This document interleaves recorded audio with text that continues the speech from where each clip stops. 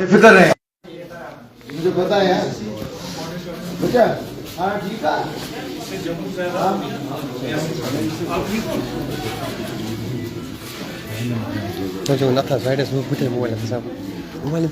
को खैरियत खाना शाना खा दे सब ठीक हो आराम नाल पीछो ठीक है ना। अच्छा कोई जल्दबाजी नहीं करनी ऐਵੇਂ लोग उठ के आंदे अजा जल्दबाजी नहीं करनी उठा शैल चढ़े दे और शैल वगैरह साफ कर सा संदे इलाके भी काफ़ी शैल चढ़े दे एजा ना हो कोई बच्चा खेड़ा हो शैल नाल। इंतजामिया डिस्ट्रिक्ट एडमिनिस्ट्रेशन भी सब डिस्ट्रिक्ट एडमिनिस्ट्रेशन भी आख्या कि अपने लोगों को आंखों में अपील भी की थी है। अच्छा आराम नाल भी जो जितना उनसे निकले दियो 2 रोज और ठीक है ना आराम नाल साफ सफाई करके तो शैल वगैरह क्लियर कर सकते फिर इंशाल्लाह तुमको भेज हम वहाँ जाके जान गंवाएंगे तो फ़ायदा क्या है कोई फ़ायदा नहीं। इसलिए आराम से बैठे खाना मिल रहा है एडमिनिस्ट्रेशन पूरी आपके साथ है तहसीलदार साहब BDO साहब सब है गाड़ियां हमने रखी हुई हैं। जो ही एक इलाका साफ होता जाएगा जो अनएक्सप्लोडेड शेल्स हैं वो एक्सप्लोड हो जाएंगे क्लियर करेंगे उसके बाद गाड़ियां रखी हुई हैं हम आपको आराम से घरों तक पहुंचा दें ठीक है ना।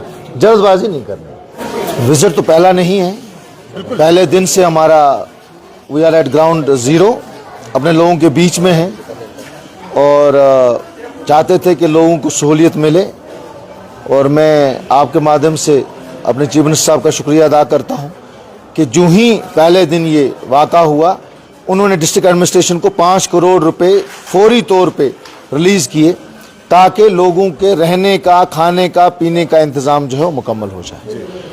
और उस तरह हमारी एडमिनिस्ट्रेशन सब डिस्ट्रिक्ट एडमिनिस्ट्रेशन हमारे तहसीलदार साहिबान BDO साहिबान जो भी हमारे ऑफिसर साहिबान थे TSOs थे सब एजुकेशन डिपार्टमेंट सब मुतहरक हो गए और हमने जो है यहाँ टेम्परेरी जो यहाँ पे लोगों के लिए रखा खाने पीने का पूरा इंतज़ाम है रहने का बच्चों के दूध का मेडिसिन का पूरा सेहत का पूरा इंतज़ाम है और ये यहाँ पे फैमिलीज़ रह रही हैं। कुछ को हमने कुछ बारामूला में गए वुमेन कॉलेज में हैं कुछ हॉस्टल्स में रखे हैं और शुक्र है खुदा का कि 5 दिन के बाद दोनों ममालिक में ये फ़ैसला किया स्टेट्समैनशिप दिखाई हमारे वज़ीर आज़म ने जंगबंदी का मुआहिदा हुआ और हम चाहते हैं कि जंग मुआहिदी का जो मुआहिदा है ये परमानेंट हो रहे ताकि हमारे लोगों को हिजरत ना करनी पड़े क्योंकि जब भी कहीं कुछ होता है तो जो ये तकलीफ़ होती है वो हम बॉर्डर वालों को होती है। जी सर ये भी जानना चाहेंगे जब भी ऐसे हालात बनते हैं तब जो है बॉर्डर यानी कि उड़ी को जो है इज्जत में लाया जाता है क्या सर आने वाले टाइम पे लोगों के लिए बैंकर बने जाएं क्यों कहीं कहीं पे बैंकर नहीं बने। भाई हम तो कहते हैं कि इसका परमानेंट हल कीजिए क्योंकि जो शेलिंग होती है वो हम उड़ी वाले फेस करते हैं हमारी उड़ी की आवाम फेस करती है लोगों के घर उजड़ते हैं लोग मारे जाते हैं ना कि दिल्ली में कुछ होता है ना वो इस्लामाबाद में कुछ होता है तो हमारे उड़ी में होता है। हम चाहते हैं कि इसका एक परमानेंट हल करें खुदा के वास्ते हमें इस मुसीबत से निकालें। ये देखिए छोटे छोटे नौनिहाल अपने घरों को छोड़ के आए हुए हैं इनसे पूछिए घर वापस जाना चाहते हो तो ये कहते हैं हम वापस नहीं जाना चाहते क्योंकि जो मेंटल एग्नी इन्होंने फेस की है पिछले 4 दिनों में। तो बंकर्स की जो आपने बात की है बंकर्स पहले भी हमने 98 में बड़ी हैवी शेलिंग हुई थी बंकर्स हमने बनाए थे। अनफॉर्चुनेटली जब हमारे यहाँ भूकंप आया अर्थक्वेक आया तो उससे वो जो है बंकर्स वो मिसमार हो गए तो वो तो हमारी वो तो रहेगी ही कि हम एक परमानेंट शेल्टर्स यहाँ पे रखें और बंकर्स दे दें लोगों को ताकि वो उसमें महफूज होकर अपनी जानों को बचा सकें। सर अगर ये चीज़ कहें आपको कि ये हालात जिस तरह के बने हुए हैं इंडिया और पाकिस्तान के बीच में कहीं ना कहीं ये भी हम जानना चाहेंगे आपसे क्या ये बातचीत से हल करना चाहिए या जंग के साथ। देखिए जंग किसी चीज़ का हल हुआ है आज तक हर चीज़ बातचीत से होती है। आप तो गाज़ा भी देख रहे हैं क्या हाल हो रहा है 30/70 की कंट्री है 3 शहराएँ हैं और पिछले 1.5 साल से बम्बार्डमेंट हो रही है। चेचिया और चचनिया की वार को 2 साल हो चुके हैं कहते थे 1 हफ्ते में चचनी वार ख़त्म हो जाएगी क्या वार ख़त्म होती है। वार डिस्ट्रक्शन लाती है तबाही लाती है जानी माली इमोशनली हर लिहाज से जो है वार इंसान को ख़त्म करती है।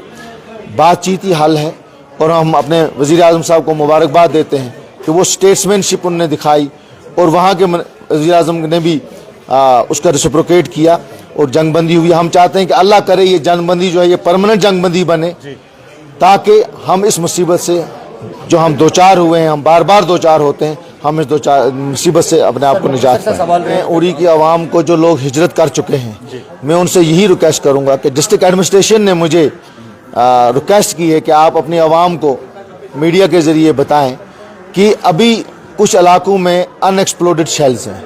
अभी सीज़ फायर को सिर्फ 12 घंटे से कुछ टाइम ज़्यादा हुआ है।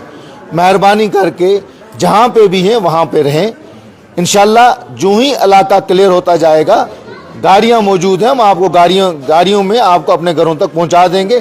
तब तक आप जहाँ आपने इतनी तकलीफ सही है, 2 दिन और अपने घरों से दूर रहें।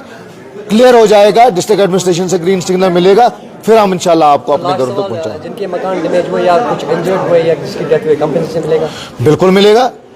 मैं अपने वज़ीर आज़म को, वज़ीर आला साहब को मुबारकबाद देता हूँ कि उन्होंने डेथ वाले के लिए 10 लाख रुपए किया है, और जो माइनर इंजरी वाले थे उनको हमने ऑलरेडी बारामूला हॉस्पिटल में जितने भी लोग थे सबको 25-25 हज़ार का जो हमने वो चेक दे दिया है।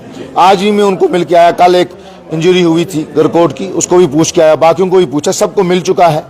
डिस्ट्रिक्ट एडमिनिस्ट्रेशन और मेरी सब डिविजनल एडमिनिस्ट्रेशन ने बहुत ज़बरदस्त काम किया है, मैं उनको मुबारकबाद देता हूँ। 24/7 मेरी एडमिनिस्ट्रेशन जो है वो इसके यहाँ खड़ी है, under the dynamic leadership of our DC साहब, SDM साहब, तहसीलदार साहिबान, BDO साहिबान, एजुकेशन डिपार्टमेंट, अपना स्पोर्ट्स वाले, सभी लोग जो हैं यहाँ पे खड़े हैं।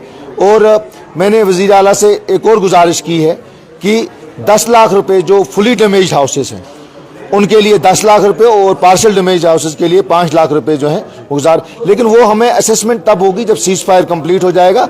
फिर हमें पता चलेगा कि कितने सैकड़ों की तादाद में, जो मुझे लगता है सैकड़ों की तादाद में हाउसेज हैं जो डैमेज हुए हैं। तो इंशाल्लाह बिल्कुल कंपनसेशन मिलेगा और उसके लिए हम पूरी जद्दोजहद करें।